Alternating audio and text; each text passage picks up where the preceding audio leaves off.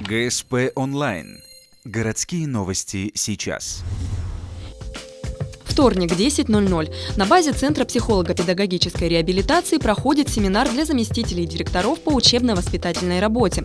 Мероприятие собрало более 20 завучей. Они представляют практически все школы города, включая лицеи и школу вечернего обучения. Главная тема сегодняшнего семинара – пропаганда здорового образа жизни среди школьников среднего и старшего звена. Проблема подросткового алкоголизма стоит остро. По статистике за 2009 год 95% учеников 11 классов употребляют алкоголь как минимум раз в месяц.